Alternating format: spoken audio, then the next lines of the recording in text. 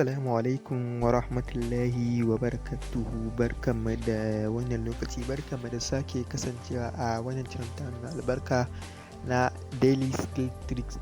A yau za mu kawo muku ci gaba ne da bayani akan harkokin da suka shafi cryptocurrency. Shin wanda bai taɓa yi ba ko baya harkar, wani shawarwari ya kamata ya samu, kuma ta yaya ya kamata ya fara, me da me ya kamata ya sani akai kafin ya fara, wani ka'idoji da dokoki ya kamata ya bi wajen ya fara ya ci gaba da yi, shi ma yana harkokin shi yana kasuwancin shi na yau da kullum, kuma yana wannan haka yana samun wasu kuɗaɗe a sama. Domin sanin yadda za a yi, kai tsaye ka biyo mu domin ka ji wani hanyoyi da shawarwarin da za ka yi amfani da su domin ka guje wa matsalolin da suke ciki domin samun riba mai yawa. Kada ka manta, idan baka danna mana subscribe ba, ka taimaka ka danna alamar subscribe, ka danna alamar kararrawa, ka zaɓi all, ta haka ne lokacin da muka ɗaura sabon bidiyo za a sanar da kai.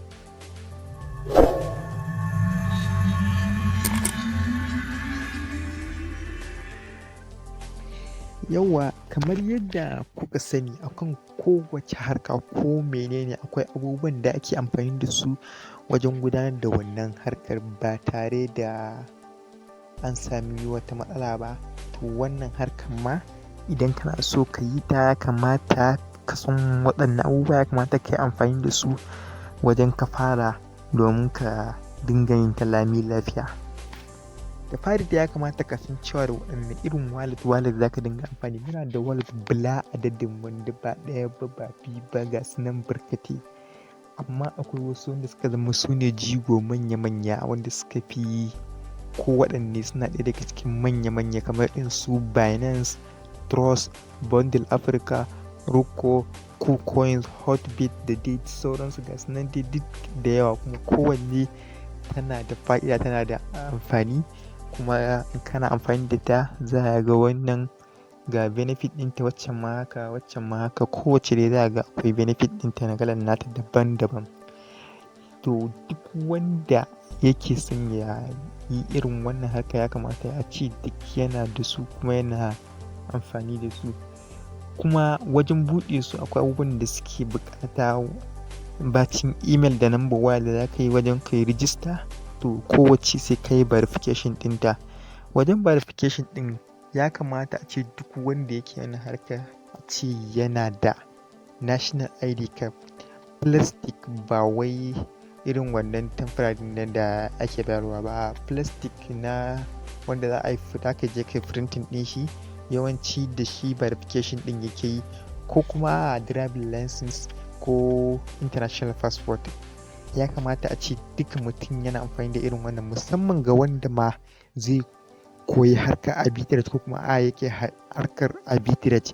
A yanzu harkar arbitrage yawanci irin abubuwan da ake amfani da su, da ka ga sun ce dole sai dai ko ka sa international passport sannan verification ɗin ka zai yi.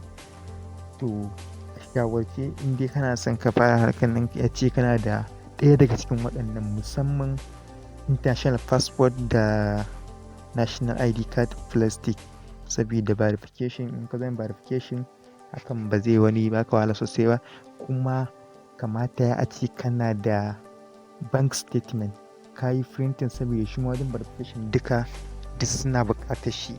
Daman already email wannan ya zama gama gari da number waya, wannan kusan kowa ma, ka in ce kowa ma yana da shi, wannan ba sai ma na ce mutum ya sami email ko number waya da zai dinga wannan verification din da ita ba.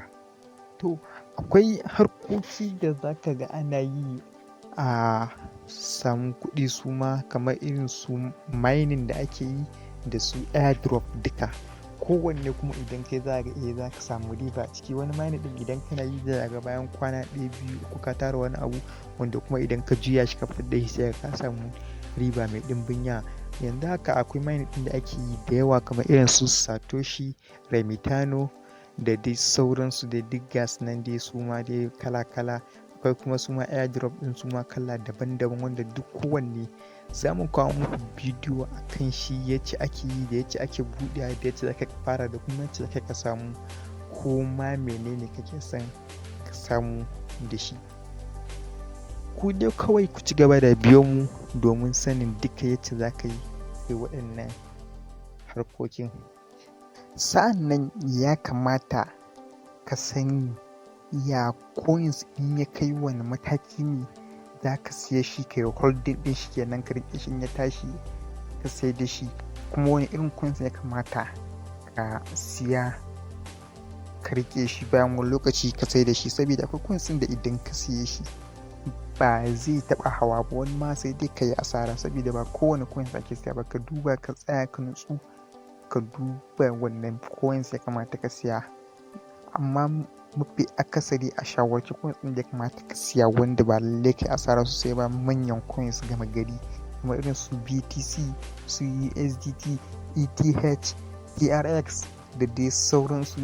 Irin waɗannan popular coins ɗin su ya kamata mutum idan zai yi holding su zai siya idan sun yi ƙasa. Kamar a halin yanzu za ga yawancinsu duka sun yi ƙasa, za ka siye su a farashi mai sauƙi kuma ana sa ran da wasu 'yan kwanaki za ga sun koma kuɗinsu na da sun yi tsada kenan.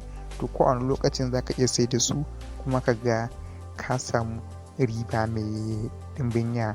Wasu kuma ba wannan suke ba, wasu arbitrage suke yi, su je su gano wani guri ko a wata wallet ɗin ana son bambancin wallet da wallet, kaga a wannan wallet ɗin farashin shi kaza, a wannan wallet ɗin farashin shi kaza, in ka siyo sai ka ga ya ka samu riba, can ka siyo da sauƙi nan ka siyar da tsada ka samu riba.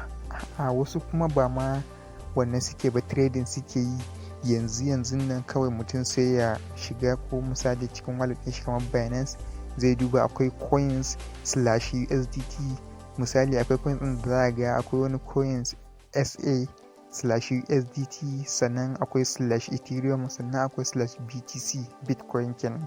To sai ga a misali yawanci yace kasancewa za ga a shi SA/BTC 0.00%, sai kuma ka ga shi can a shi SA in /USDT wani plus something dai plus 3 points plus kaza dai kawai za ga dai yayi plus, yayi sama kore ma alamun cewa yayi sama a nan bangaren.